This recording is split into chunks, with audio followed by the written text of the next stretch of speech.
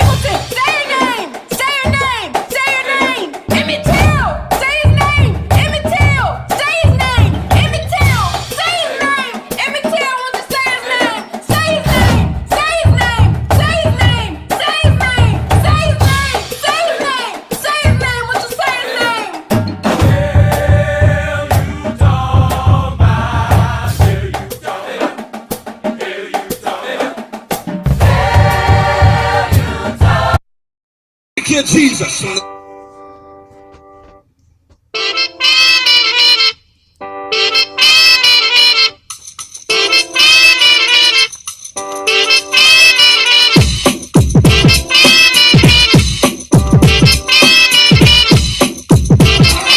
Thank you, Jesus.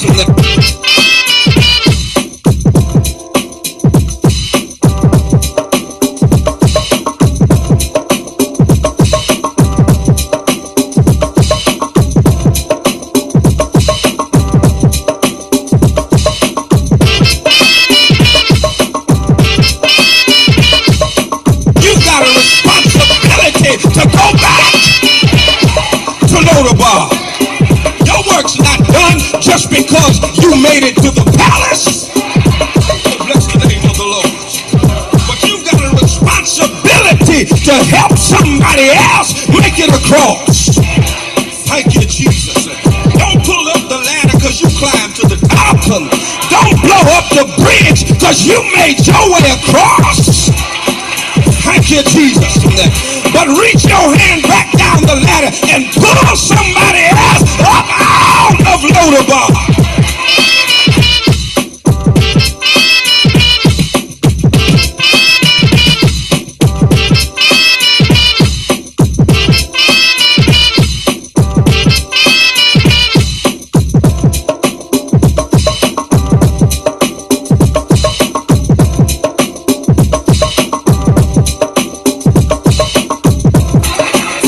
Jesus.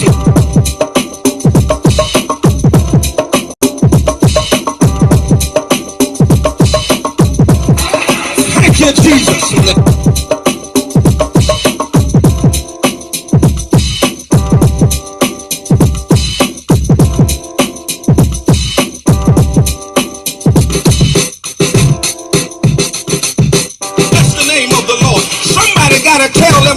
It's all right if you got it now, just hold it for me. I'll be there to get it after a while. Oh, bless the name of the Lord. Thank you, Jesus. You've got to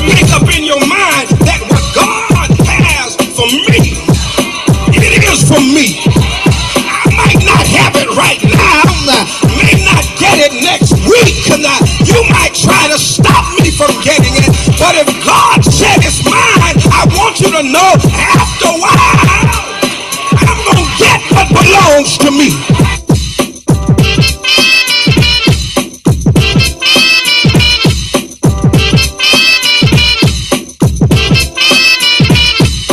Sometimes God got to strip what you got so you don't depend on yourself. You got to take away from you so you understand to depend on El Shaddai. Come on in here.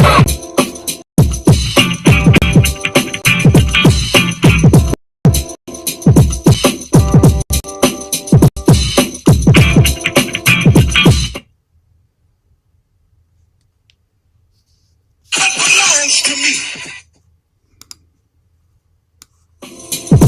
Cracked out. Suicide. Homicide. They'll kill you at the drop of a dime. Our jails are full. Yet the crime still runs rampant.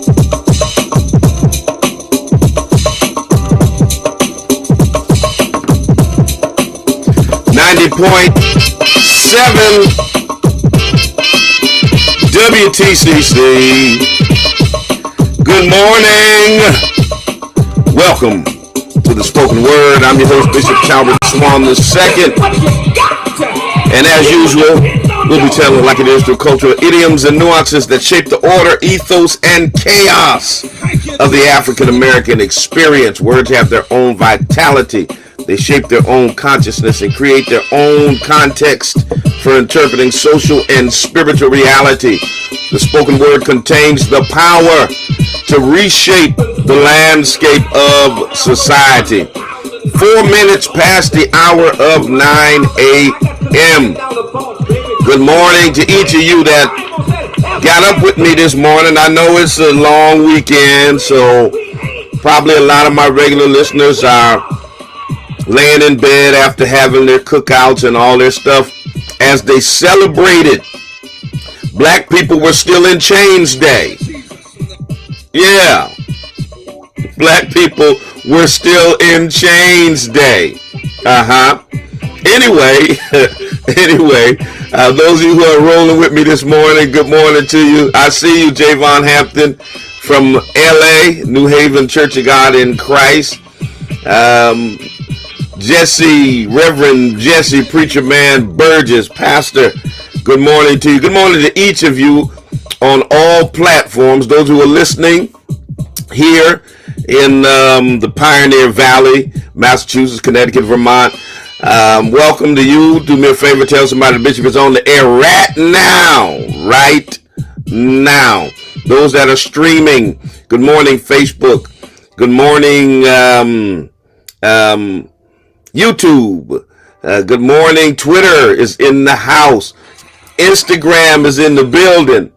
Good morning to each and every one of you on this day after White Folks Independence Day. Yesterday, as usual, I always highlight what the late great Frederick Douglass said. Charlene Owens, good morning. What the late great Frederick Douglass said. What to the slave is the 4th of July. I always highlight excerpts from that speech because I think it's important for people to really grasp and understand the significance of why Black folk are not inclined to celebrate some of these so-called holidays. Oh, we'll cook out. Oh yeah, we're gonna have a cookout. But we're not celebrating like y'all celebrating. And then America wanted to know why there needed to be a Juneteenth. And recently, check this out. They were tripping because they found out that Lift Every Voice and Sing was the Black National Anthem. I'm like, what rock have y'all been hiding under? And it wasn't even so much just that these white supremacists were having a fit about there's a Black National Anthem. Oh my God. Good morning, Mother Maddox. Oh my God. What surprised me was the number of black people who didn't know it was the Black National Anthem. I'm like, where y'all been? How y'all parents raised y'all? I had one white dude say, oh my God, you're segregating yourselves. Dr. King's dream is over. I'm like, you dumb.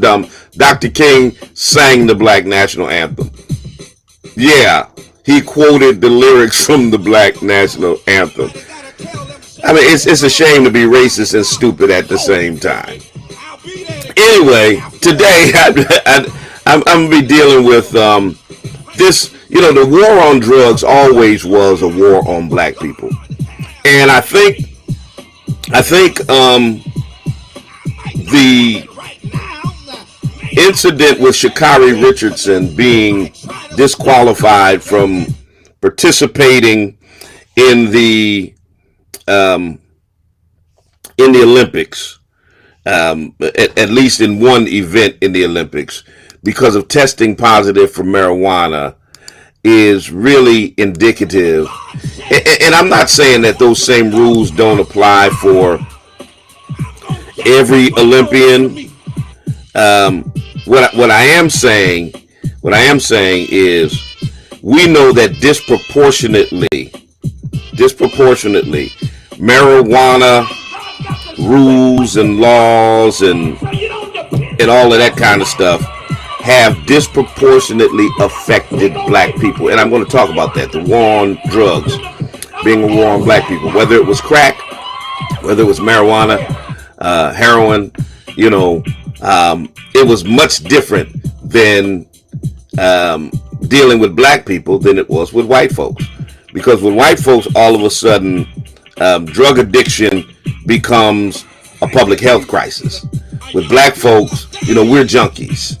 It's criminal activity, and we need to be tough on drugs and just say no, and we need to have a war and all of that stuff. Tell a friend, tell somebody the Bishop is on the air. Do me a favor, share, like, subscribe, all that good stuff.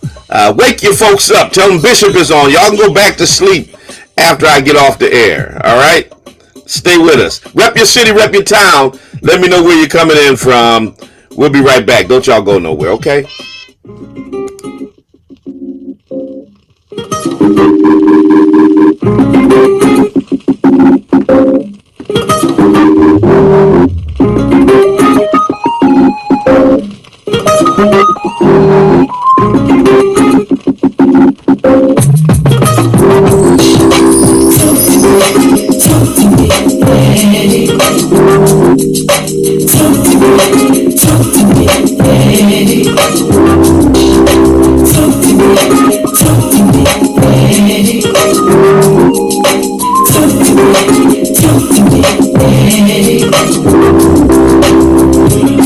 Attitude says everything about you.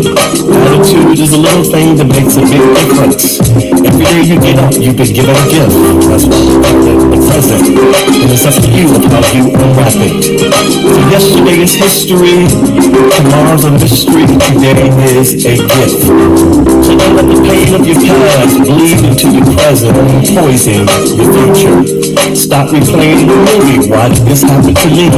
When it's done with you, be done with it. If it seems like you keep running into pigeons, it's an indication that you're flying too low. So set your sights a little higher. Remember, eagles fly by themselves. If you can see the invisible, you can do the impossible. Allow your challenges to be a stepping stone to propel you into new possibilities. So be discontent with your past accomplishment. You're only as great as your last success. So maintain your hunger and your passion. Remember this, within every seed there is a tree, and every tree there is a forest. Who and what you were born into is simply the environment to prepare you for your ultimate purpose. It was not a setback, it was a setup. Your purpose and potential is bigger than your past, pain, or problem. Dedicated to you. Listen to your heart, don't let your mind fool you. Never talk.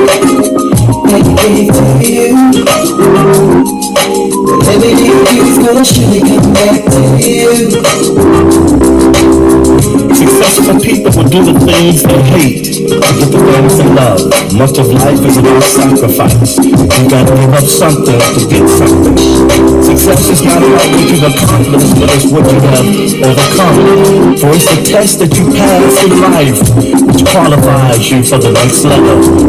You have to be willing to face your challenges and overcome them.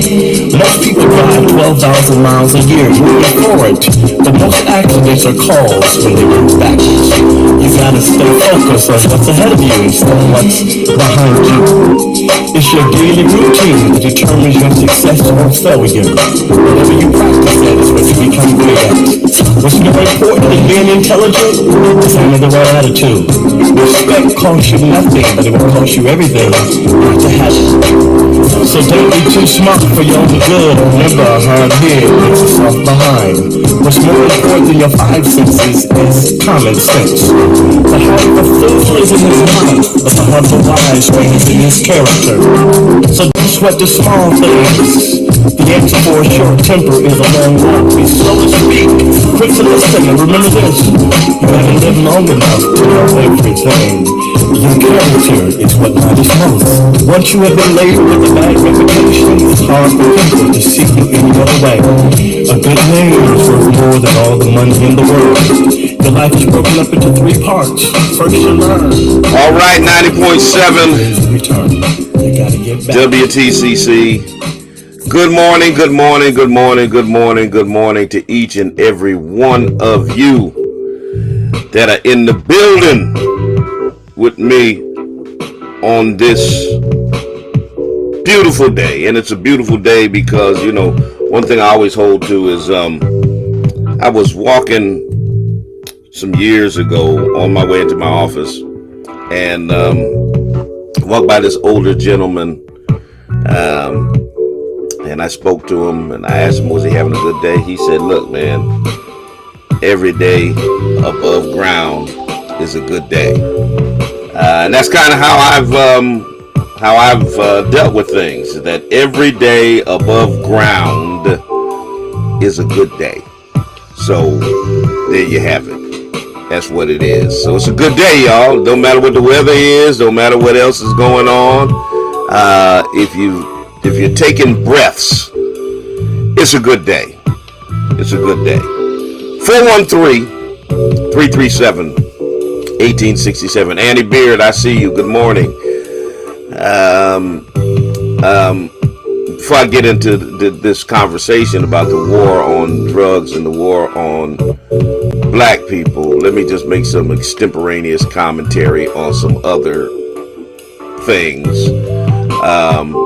First of all, Ashley Babbitt was a terrorist. Period. All right? Let's just make that clear.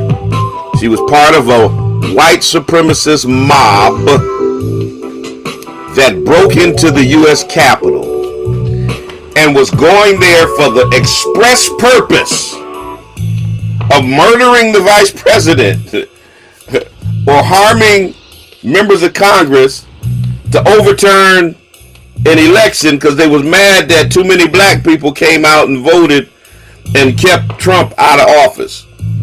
She was a criminal. She was shot in the commission of treason.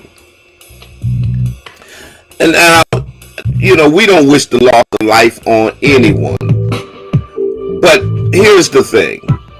With all of these folk telling black people every time a cop shoots an unarmed black person who is running away, they should have complied.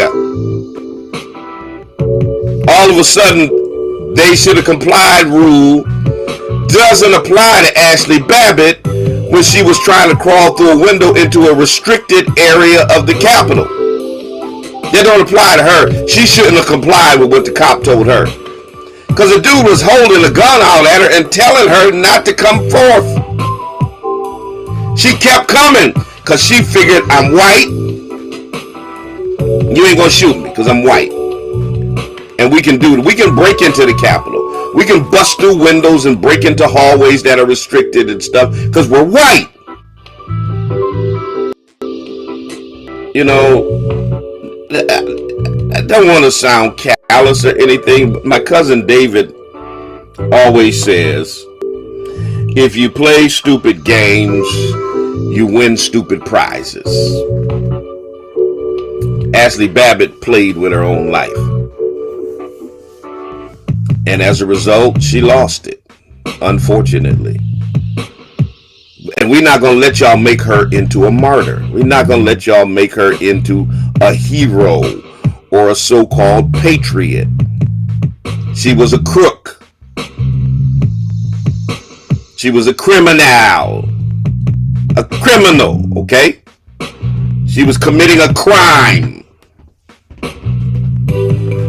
And so you got that son of a Klansman who used to be in the White House running around here talking about who shot Ashley Babbitt? Who shot Ashley Babbitt? You killed Ashley Babbitt, boy. You incited the whole insurrection. Her blood is on your hands. Okay? Clifford Payne, good morning. Good morning, Julie. Rep your city, rep your town. Those of you all who are rolling with me on social media, love to know where you're coming in from. Like, share, subscribe, all that kind of stuff. Another thing that happened, part of my extemporaneous commentary, somebody floated around on the internet a flyer about a versus battle between Toni Braxton and Mary J. Blige. And y'all super deep church folk, y'all just tune out right now, because I know y'all so deep, y'all only want to see verses between, Rosetta Thorpe and Mahalia Jackson or something like that. So y'all don't want to hear this, okay? I get it. I understand, because y'all deep. Y'all real deep. And I was ready to check it out and found out that it was fake. Y'all stop playing on the internet, okay? Y'all stop. I get all ready to see this because, look, here's the admission. Hit for hit, not too many people can fool with Mary J. Blige. But I'm Team Toni all the way, bottom line. Drop it in the comments. Let me know where you are. Are you Team Mary J. or are you Team Toni? Okay, I'm Team Toni, just so you know. And my wife already knows that, so y'all just hush. Y'all super deep folks, now y'all can tune back in. I'm done with that conversation. All right, I got Louisiana up in the house. I got Indianapolis up in the house. I got Chicago up in the house. Who else is up in here? Drop your city. I got LA in the building. Drop your city, drop your town. Let me know where you're coming in from. 413-337-1867. So I talked Ashley Babbitt. I got the verses out the way. Oh yeah, lift every voice. How in the hamburger did white folks not know that lift every voice and sing up over here on my Instagram side? I got Ontario, Canada, and I got somebody on Team Mary J. Blige. Okay. Are you Team Mary J. or are you Team Toni? Hit me up. Let me know. Team Mary J. or Team Toni? I'm on Team Toni Braxton. Okay. So how in the world? I got another Mary J. Blige over here on the Facebook side. How in the world? I don't know what's happening on the Twitter side. I better tune in over there and see what's going on. Do you not know, black or white? How do you not know? Okay, I'm trying to figure it out. How do you not know that lift every voice and sing is the Black National Anthem. This ain't just, this song didn't just come out last year. This song came out in like 1900. The song's 120 years old. 120 years old. It's been sung for the last century. More than a century and a quarter. Black folk been singing Lift Every Voice and Sing as the Black National Anthem. So what happened was the Hill publication in Washington usually covers things that are happening around Capitol Hill, which is why it's called the Hill. Was talking about how in the Capitol celebration of July 4th of Independence Day, that Vanessa Williams would be singing the Black National Anthem. And white folks lost their mind. There's a Black National Anthem. Why do we need a Black National Anthem? That's segregation. That's separate. That's racist. I mean, they lost their mayonnaise minds. I mean, mayonnaise dripping all over the place. Because they didn't know there was a Black National Anthem. And then the sleep under a rock black folk started chiming in. Well, yeah, I believe that if we're gonna be one nation, we should have one national. Shut up. The butter biscuits can't be that good. I mean, you know, even cooning has to draw a line somewhere. Come on, man. Come on, stop it. Especially since the Star-Spangled Banner, written by Francis Scott Key, a slave owner and a racist, has lines in there that celebrate murdering enslaved black people. Yes, y'all don't sing it because, you know, you only sing the first stanza of the Star-Spangled Banner. So you don't know the lyrics to the rest of the song. But I'm not singing a song that celebrates murdering my ancestors. I ain't gonna do it. Not gonna do it. Okay? Good morning, caller. Good morning, Bishop. Good morning to you and your family. I agree with you. We should know that song by heart. You know, it's our national anthem.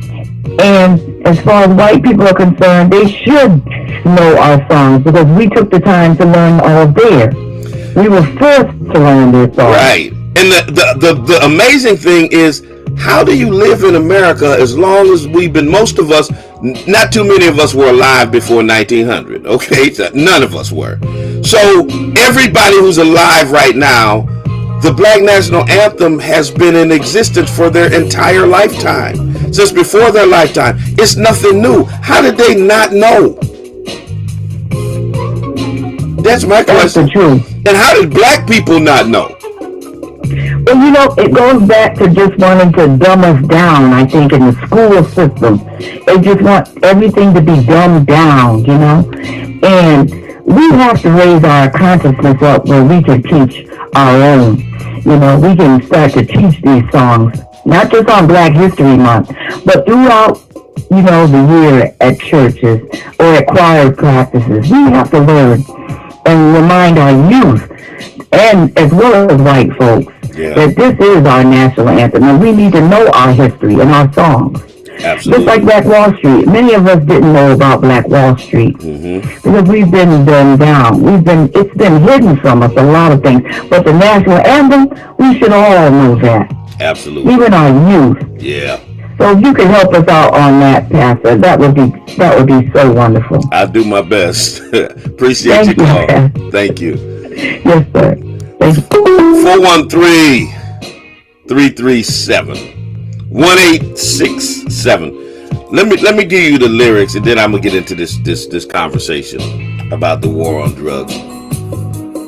Let me give you the third stanza of the Star Spangled Banner, the national anthem.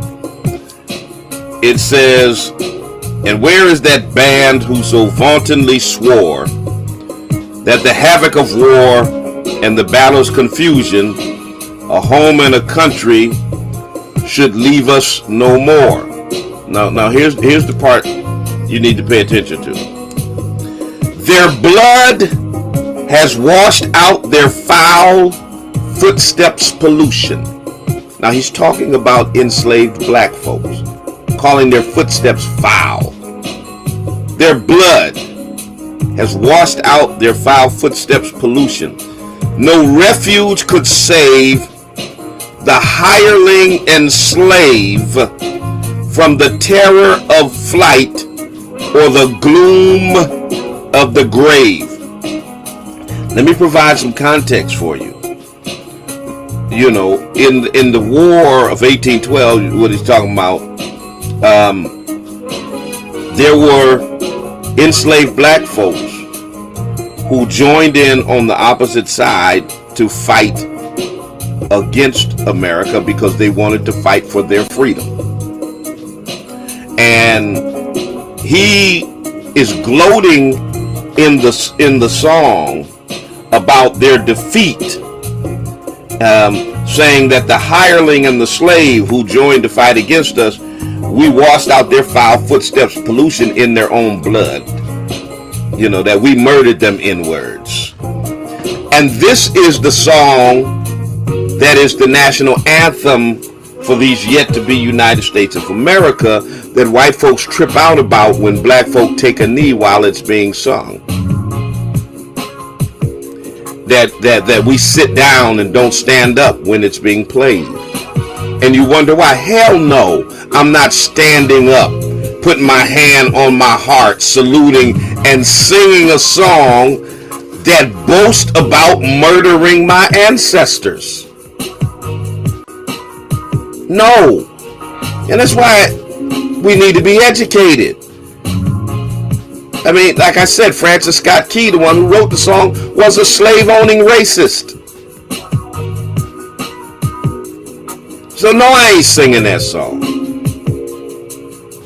Disrespecting the flag, disrespecting the anthem. The hell with your anthem.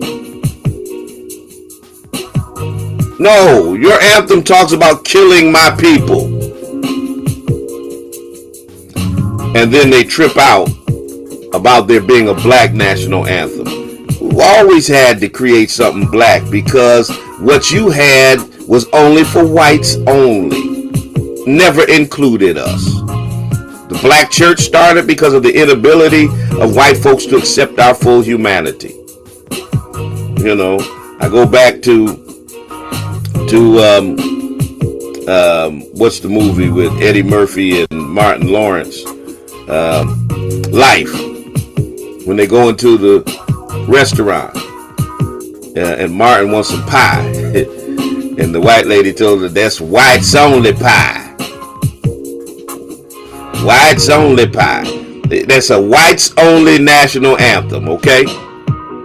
That's what that is. And so we got our own by James Weldon Johnson. It's called Lift Every Voice and Sing Till Earth and Heaven Ring.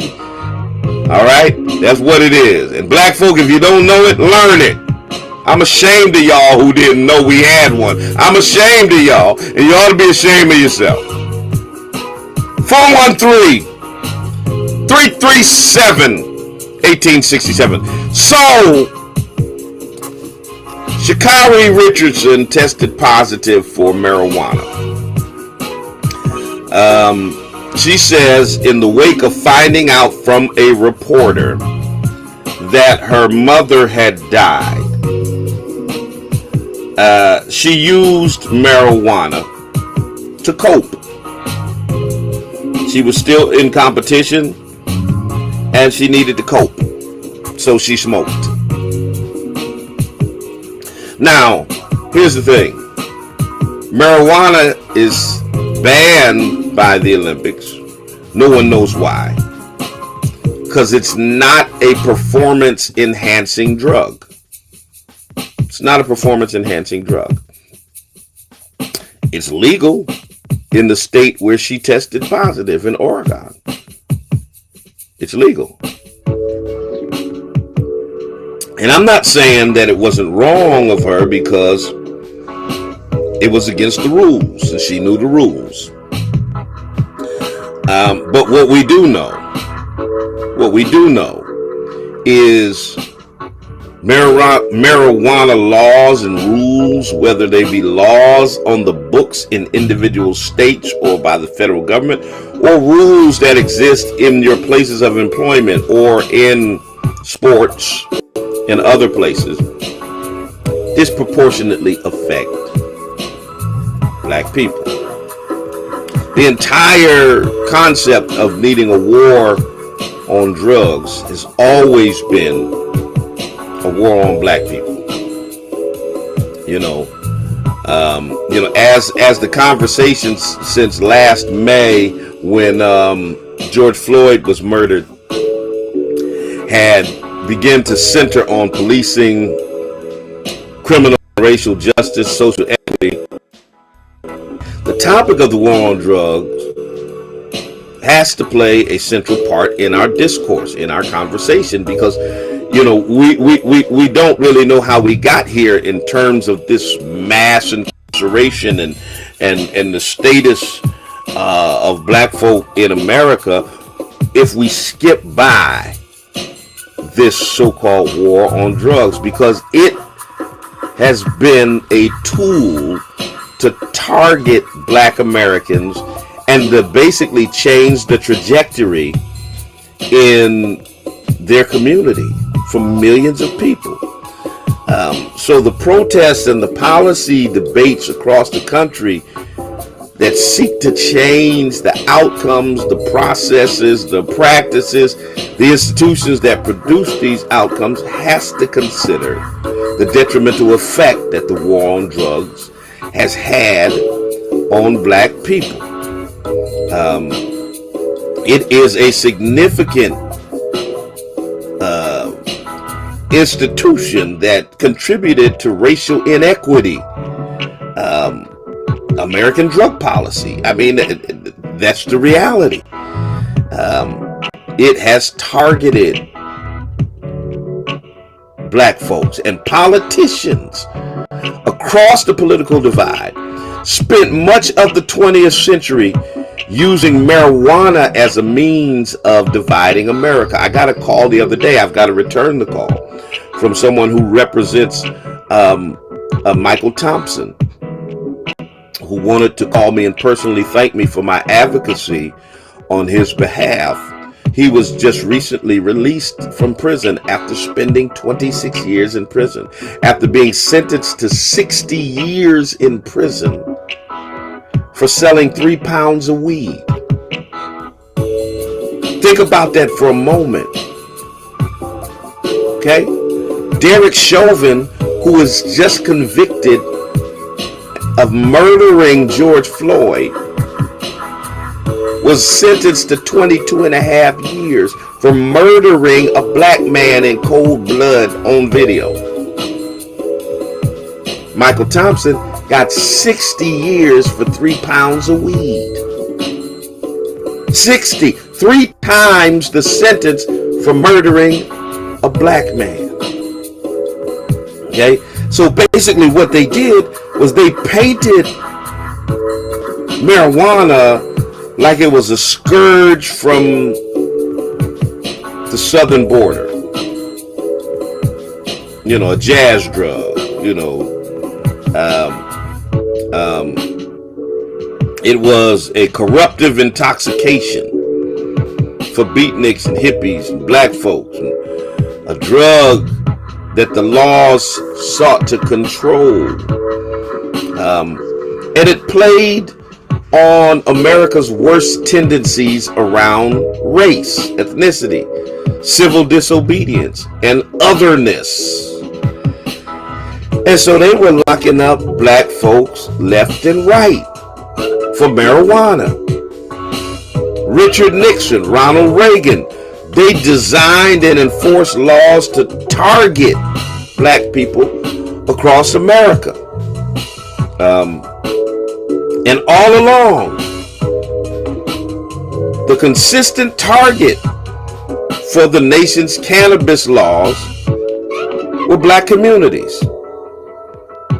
And that was despite the fact that cannabis usage rates between whites and non-whites are the same.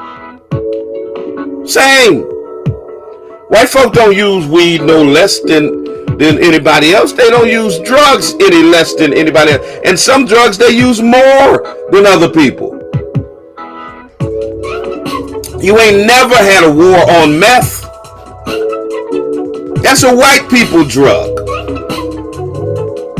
Never been a war on opioids because they knew it was white folks using opioids, so opioids became a public health crisis. But drugs that were used in equal amounts, good morning, I'm Marion, by black people like marijuana, or more by black people like crack, became not a public health crisis, but a law enforcement issue. They criminalized it and criminalized the people who were using it. So despite the similarity in the usage rates, black Americans were arrested for cannabis offenses at a rate of nearly 9 to 1 compared to whites. Think about that. 9 to 1 compared to white. That means for white boys smoking a joint and a black guy smoking a joint, the black guy's 9 times more likely to be arrested. That's what was happening across America.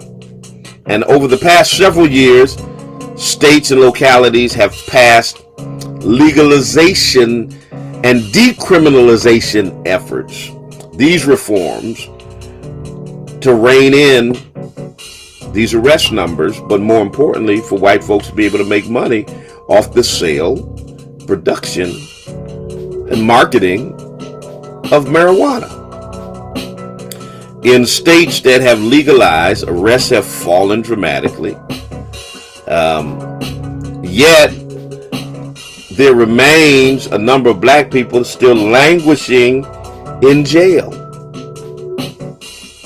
The case I just talked about with Michael Thompson, who was released from prison in Michigan, they've been legalized marijuana in Michigan. And some of the law enforcement folks who put people like Michael Thompson in prison retired from their profession and went into the cannabis industry and are making millions of dollars off of the product that they locked millions of black people up for. There's something wrong with that picture, ladies and gentlemen. When white folks can literally spend a career locking black folk up for a controlled substance, and then when they retire, they can go into the cannabis industry and make money off of the substance that they locked black people up and ruined black families and ruined black communities over. This is America. This is America. Now, there have been some states in an effort to fix the harms. They have made some legislative changes. Good morning, caller. You're on the air. Good morning, Bishop. How are you, sir? I'm good. You? I'm well. I was just talking. I wanted to chime in on the part about when they retire, how they get to make money off of it. And I'm not going to throw nobody out there, but there's a police officer named John Delaney. They used to call him Blondie. And he used to arrest and lock us up for selling marijuana at the pool hall on Capitol Street. Today, he does security for one of the marijuana dispensaries here in the city of Springfield, Massachusetts. And so when the Marijuana Commission came out with this dispensary thing, it was really designed for the communities that have been most impacted by the war on drugs. What we see, though, is a lot of like INSA and all these other white institutions that have dispensaries here. None of them are designed for the people who it was impacted by the most. Of course not. And here's the thing. In Massachusetts, what got me was they had a set aside for so-called minority organizations. Yep. For having priority of delivery services, of delivering the product. And I'm like, hold up, wait a minute. So white folks are going to get to have the dispensaries, own them, produce the product, and you're giving us priority to deliver them. So basically you're saying y'all good at selling the drugs, so we're going to let y'all deliver them. And it's just another smack in the face to black folk when white folks criminalize something, destroy our lives around it, and then they decide, oh, it wasn't that bad anyway. Let's legalize it, and now let's make some money off of it, selling it to the same people that we sent to prison for it. Absolutely. It's crazy. And when you have institutions like INSA, right, who give out these $20,000 advance contracts, and then they did a marijuana dispensary before they even have to go through the process. There's another shop in our place right here in this community, and they won't even, like, young people who have the resources from other activities, they can't now invest their money into a marijuana dispensary because they want to know where we get our money from, who's backing you, who's your financiers. So that's why people like General Delaney, the ex-police officers, he got to brutalize the community. Him and others now, ex-police officers, are doing the security in the city of Springfield, and they spent their whole life on Catherine Street, Urgent Circle, arresting us for this, and now they're making a profit. So I would hope the city council and making money in their later years after they've retired and are getting a six-figure taxpayer pension, and so that's money on top of money that they're making after they locked us up left and right over the same product that they're now benefiting from. Thank you, Bishop, for allowing the opportunity. God bless you. Have a wonderful day. All right, you too. 413-337-1867. That's what's happening. That is what is happening. Judges, lawyers, prosecutors, police officers, victim witness advocates, all kinds of folk who were in law enforcement have gone into the cannabis industry and are making money off of the product that they spent their entire careers locking black folk up for. I said that there are some states that have made some legislative changes. They've used record expungements for cannabis offenses to right the wrongs, and that ought to be a push. Everybody listening to me, you ought to inquire in your state if there is an effort. If there's not, start an effort. If there is one, join it. There ought to be an effort to change laws to expunge the records of those who were arrested for cannabis offenses, especially if your state has now legalized it. If your state has legalized it, it makes no sense for someone not to be able to get a job, a house, or have a difficult time because they've got a marijuana possession on their record in a state where marijuana is now legal. And marijuana is just a small portion of it, because the impact of the broader war on drugs has been more lasting, more institutionalized than even record expungements can overcome. Okay? The future of cannabis policy has to include expungement automatically, but also a more comprehensive effort to help the communities that have been ravaged by the war on drugs. And as the caller was just saying, that this legalization and having cannabis dispensaries, etc., was supposed to be to help those communities that had been ravaged by this war on drugs. Legalizing cannabis, it doesn't undo past arrests.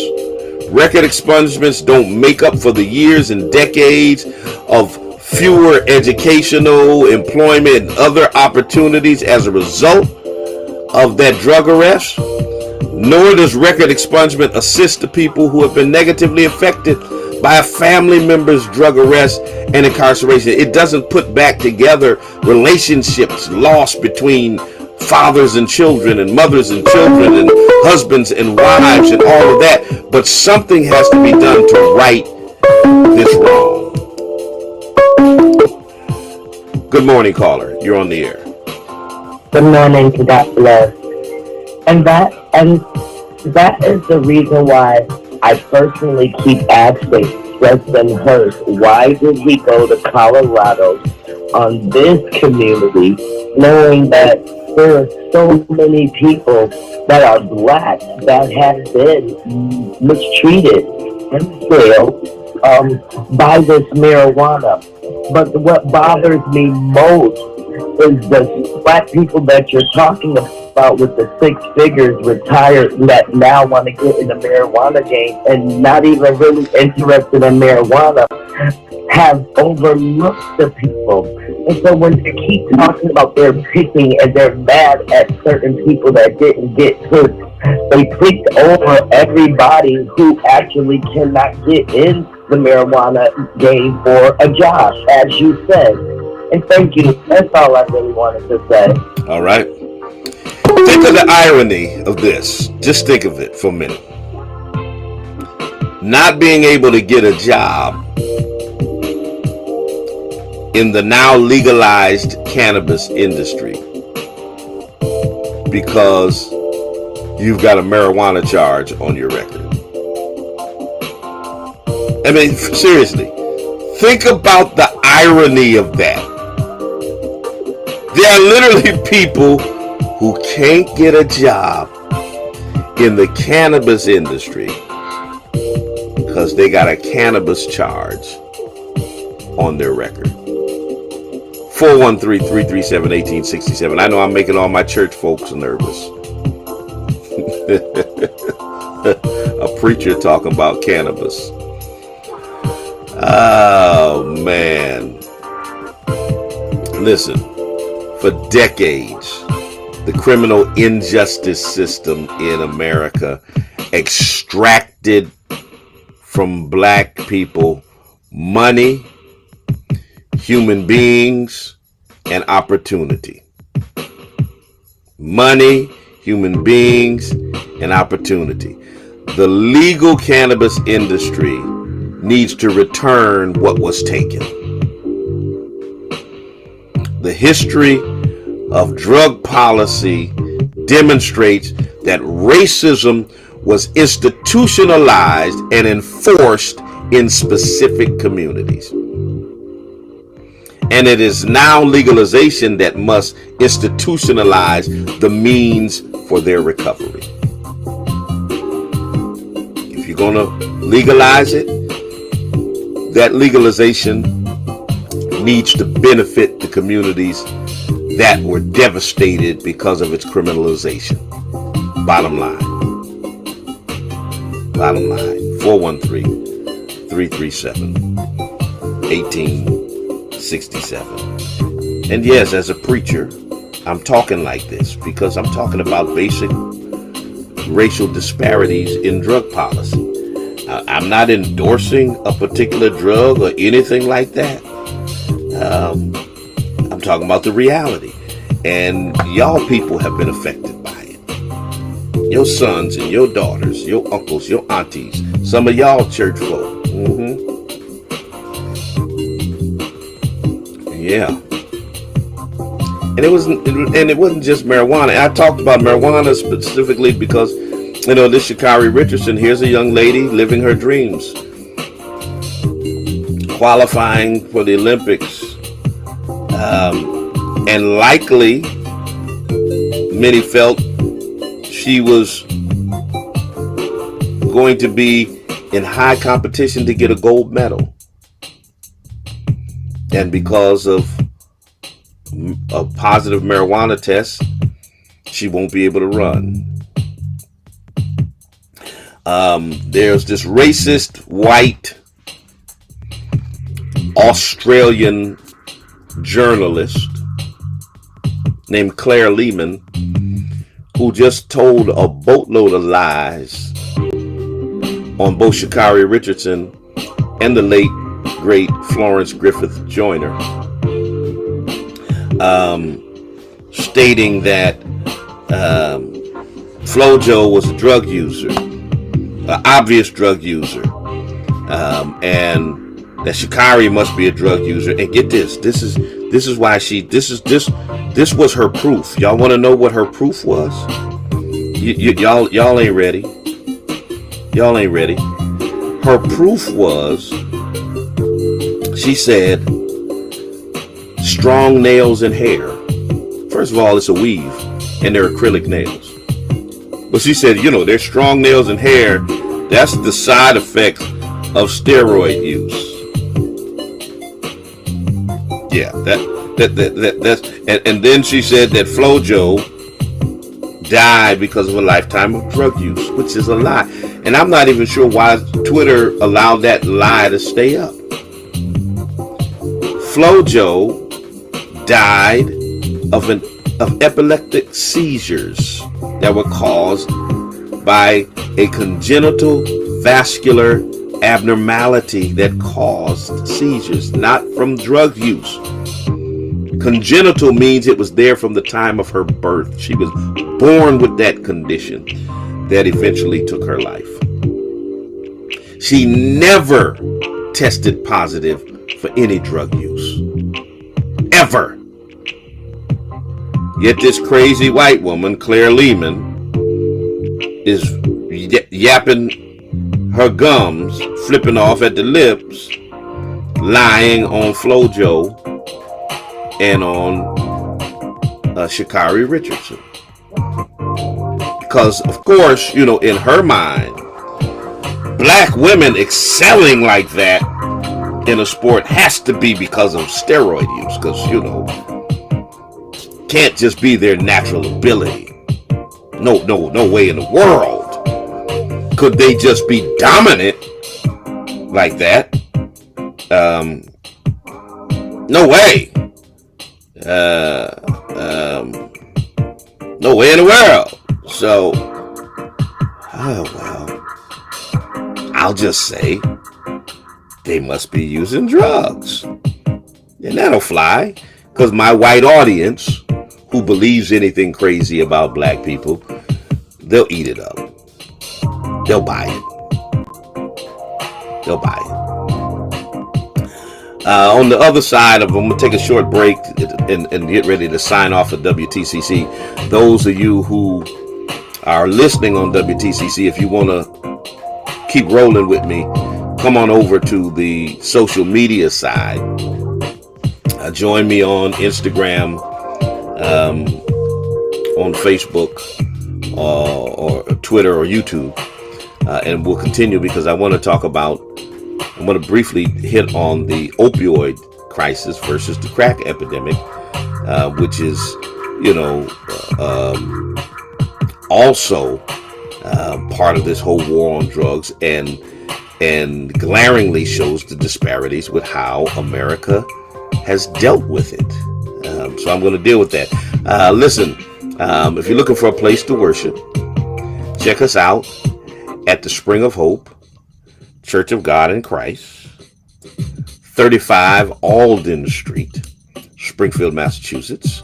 We start on Sunday mornings at 11 o'clock a.m. Love to see you in the sanctuary. We're still practicing social distancing and sanitizing and mask wearing and all of the protocols to ensure your safety in these COVID times. But would love to have you be a part of our worship experience. We also stream live every Sunday at 11 o'clock a.m. So definitely you can check us out there. I'm going to sign off for you on WTCC. Always a pleasure. Enjoy your day off. Enjoy the rest of Black People Were Still in Chains on Independence Day. But, hey, it is what it is. They give you the day off, take it. Enjoy your family, your friends, loved ones. Kick your feet up. Whatever you want to do, just do it, okay? Enjoy that. Come on over to the social media side and join me. Until the next time I talk to you and you talk to me, always remember, God loves you, and so do I. Social media, I'll be right back. Don't y'all go nowhere.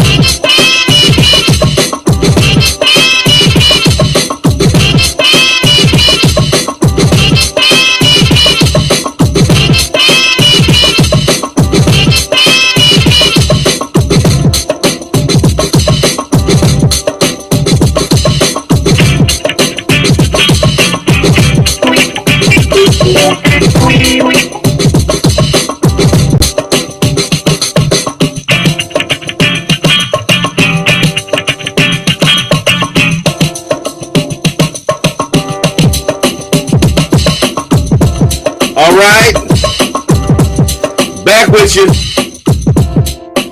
Overdrive on the social media side.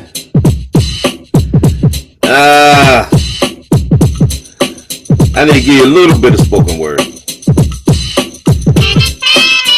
This is Rhonda Swan. I like what I see. One of my favorites from my late sister, who used to be the co-host of this very program when we first started out 21 years ago. Check it out. We'll be right back. Don't y'all go nowhere.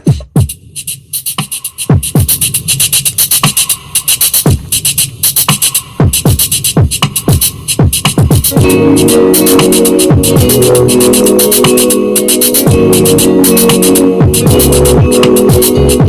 look in the mirror and I like what I see. A strong, beautiful black woman staring back at me. One who's seen a lot of pain and had her share of sorrow, but who never gave up hope for a brighter tomorrow.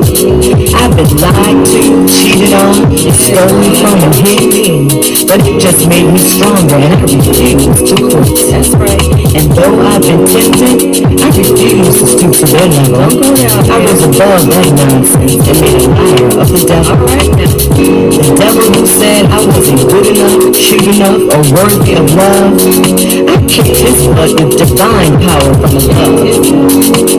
Power that says I can do all things through Christ, which strengthens me and brought me out of darkness so that I could see that I'm smart, I'm beautiful, I'm a child of the King. Abundant love for me, he came to bring. Oh yes, when I look in the mirror, I love what I see. She's looking good. That strong, beautiful black woman, that woman is me.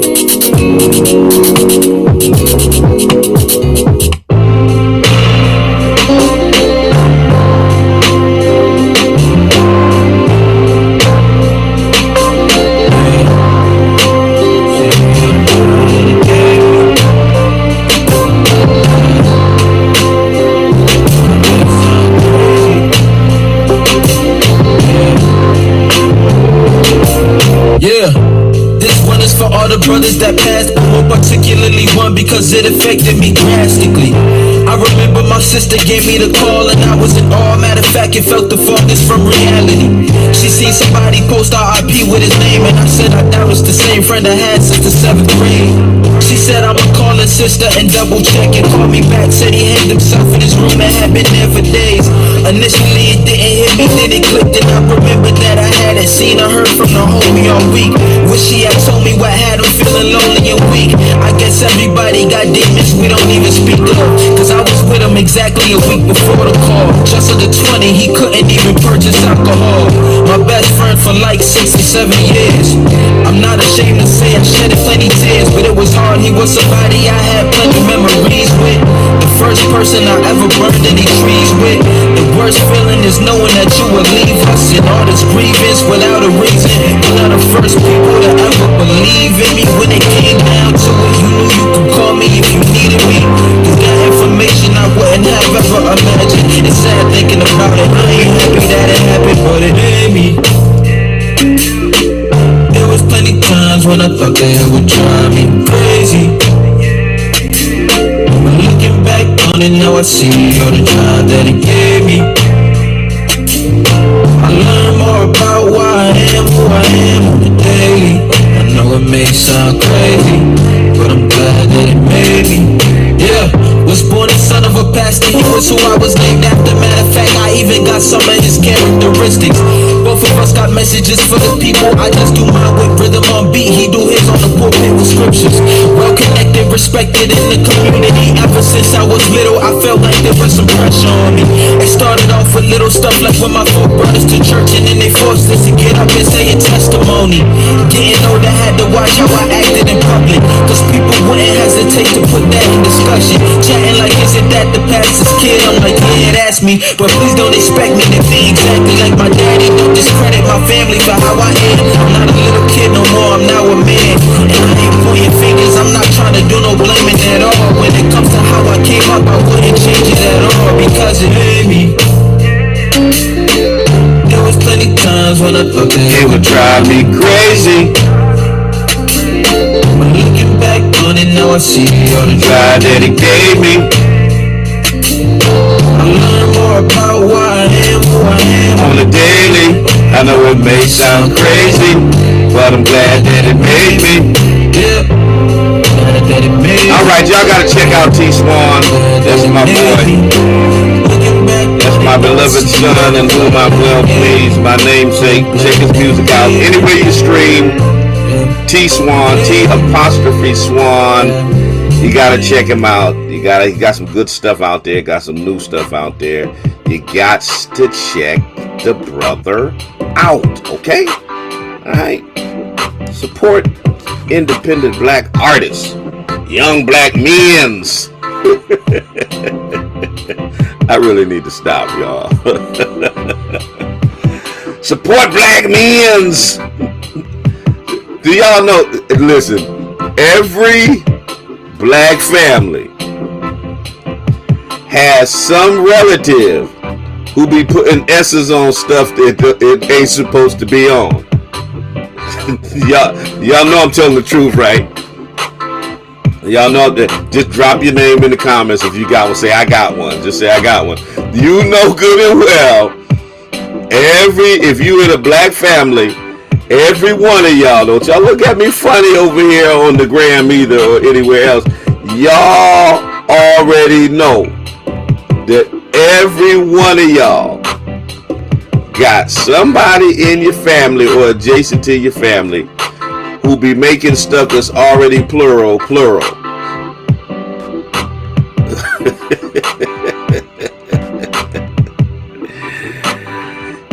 Yeah. Support black men's. Alright, I gotta stop. 413-337-1867. 413-337-1867. I'm just a black man trying to do my thing. Y'all need to support black men's.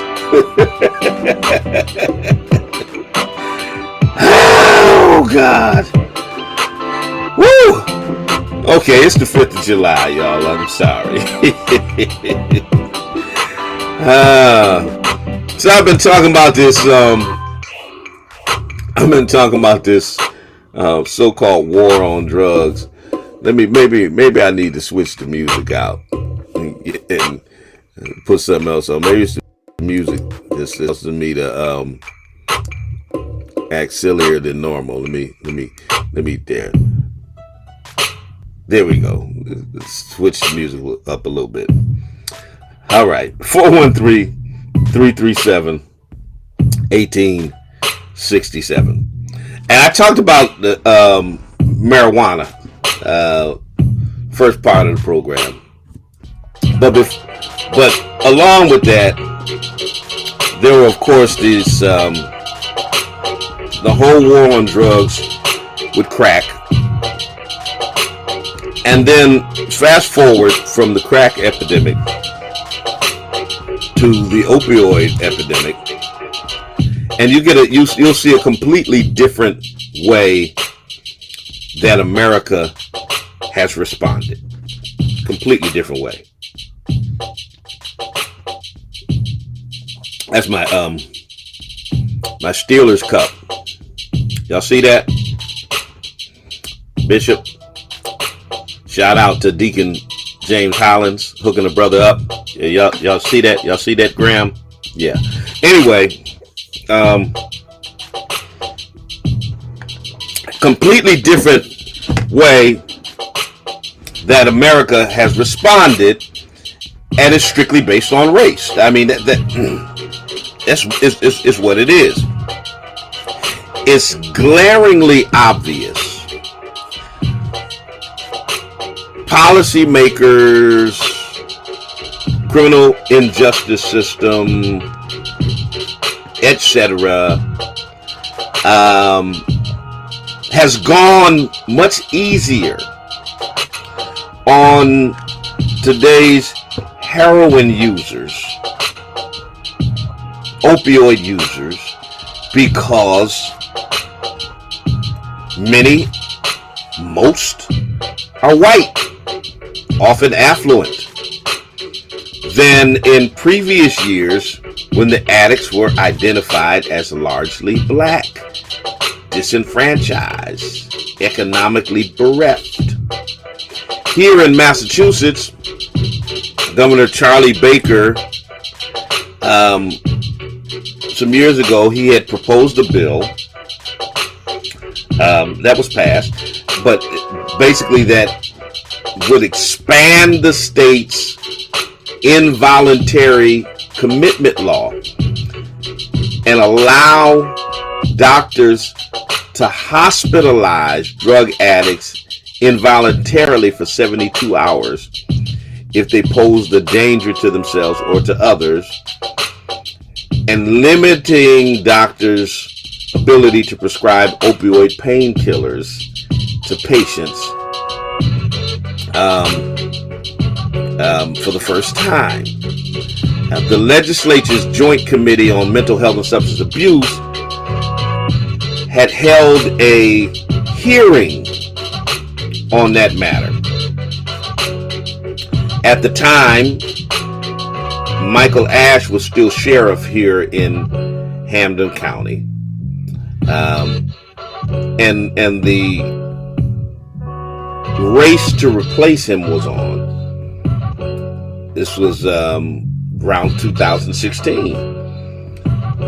Nick Cochee, who is our current Hampden County sheriff, he went to the hearing with Sheriff Ash. They went to lend their support to the governor's proposal. And some of the remarks that were made were disturbing. And this is when the unconscious racism, the implicit bias comes out that folk deny exists all of the time. But we see it very clearly.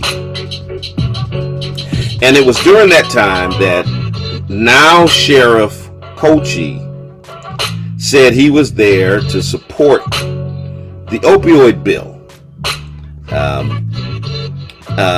And this is what he said. This is what he said. And just listen to it. You'll understand the racism in it. He said, what was once the heroin junkie in the dark inner city back alley, what was once the heroin junkie in the dark inner city back alley has now become brother, sister, mom, dad, son, and daughter. It's hit suburbia, USA. Let me repeat that so you get the full grasp of it. What was once the heroin junkie in the dark inner city back alley has now become brother, sister, mom, dad, son, daughter. It's hit suburbia. So in other words, when heroin use and addiction hit suburbia, it's now affecting mommy and daddy and son and daughter. It's now human. Before, when it was affecting black people, it was just a heroin junkie in the dark inner city back alley. I took offense to that comment and spoke out against it because I had to let Sheriff Cochee and Ash and all of the legislators and all of them know that the so-called junkie in the dark inner city back alley was already somebody's brother, sister, mom, dad, son, and daughter. Just because it wasn't your mom or dad, brother, sister, or son or daughter didn't mean it wasn't somebody's. It was almost like as long as they're black, they ain't human enough to be considered a mother, a father, a sister, a brother, a son, or a daughter. We don't care. That war on drugs, zero tolerance, inner city dark back alley, the hell with them. All of a sudden, it's hit suburbia, and now it's a real problem. And the fact that they didn't even recognize how racist this language was that they were using in this hearing is mind-boggling. I mean, the fact that they didn't say, did I just say that? The fact that somebody else didn't say, did you just say that? I've lost relatives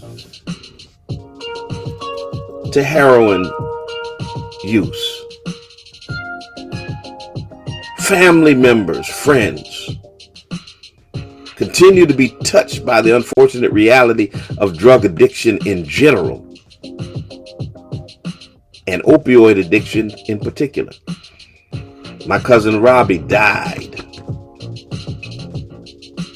on January 1st, 2000, at the turn of the century, of a heroin overdose. We were very close, like brothers, our entire lives.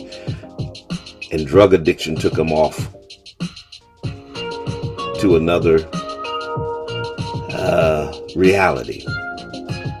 My cousin Myron grew up like brothers, addicted to heroin. Spent his whole adult life struggling, fighting, trying to get beyond drug addiction. He passed away last year. He and I, the same age, 3 months apart. He was born in January, I was born in April. It has claimed the lives of many of our loved ones.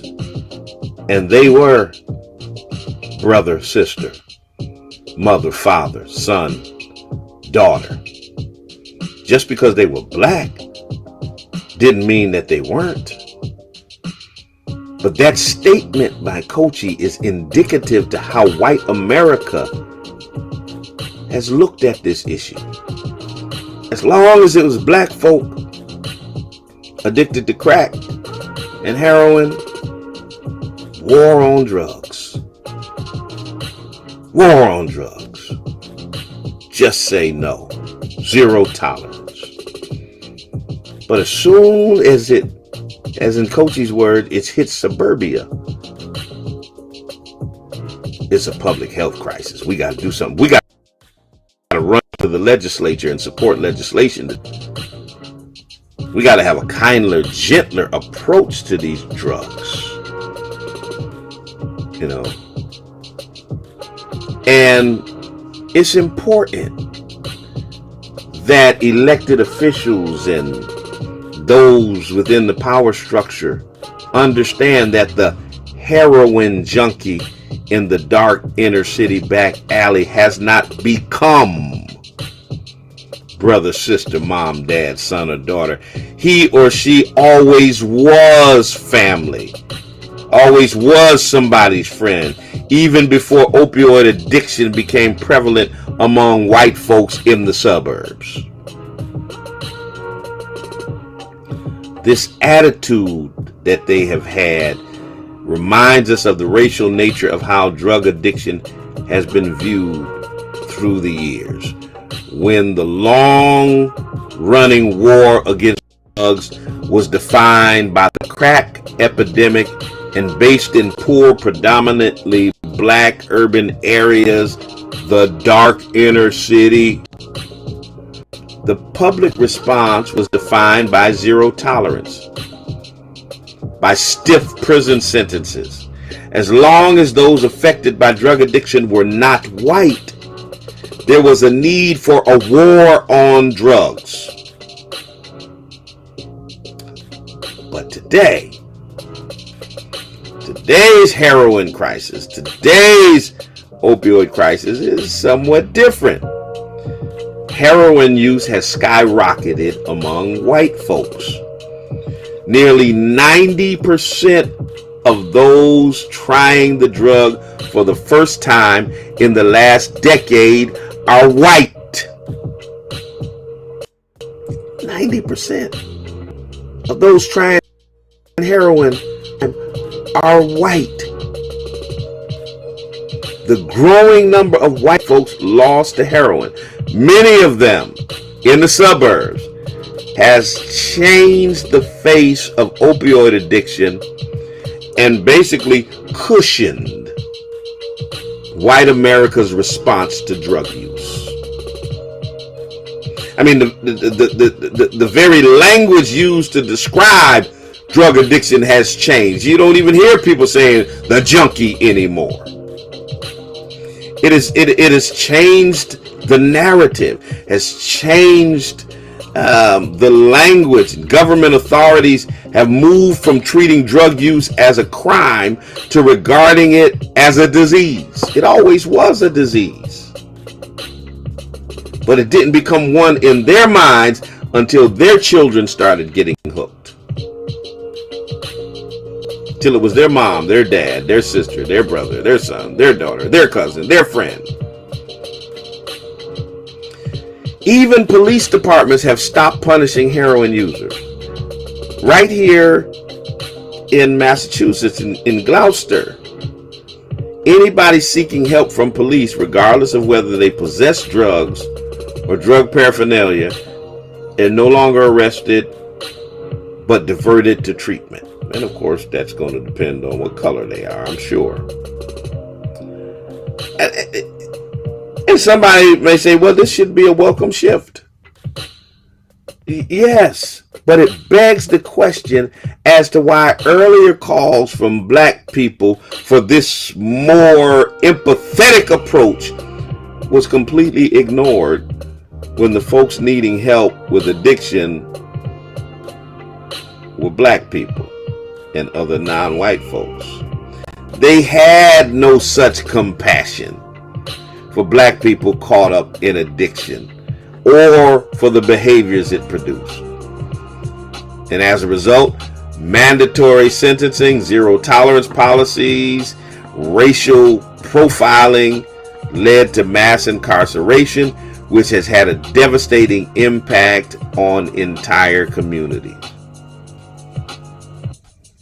But now that it's hit suburbia, it's become a much broader conversation about prevention, about treatment, about trying to be constructive in responding to the problem, a conversation we should have been having decades ago. And there are those who will continue to deny it. They continue to deny it.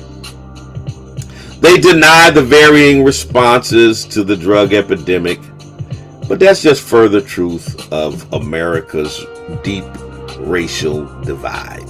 As long as those addicted to drugs were viewed with a black face, its use was commingled with violent crime in the public consciousness. But now that the face of addiction has changed, its use is considered a disease to be treated or cured. When the perception of the user population is primarily black and non-white, the response was to demonize and to punish. But now that the face of addiction is white, they search for answers to a growing public health crisis. Arsenio Hall used to say, things that make you go, That's it, brothers and sisters. That's how America has dealt with drug addiction. If you're black, you're a junkie. If you're white, well, you got a health crisis on your hand. Listen, I gotta move out your way. I hope you all enjoy your day off, if you got it off.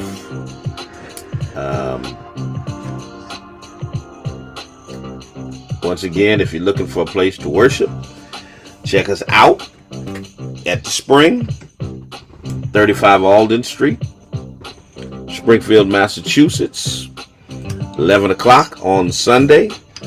Love to have you. Love to see you. I love to worship with you. You are most definitely welcome. Welcomes. There I go, putting that S on stuff again.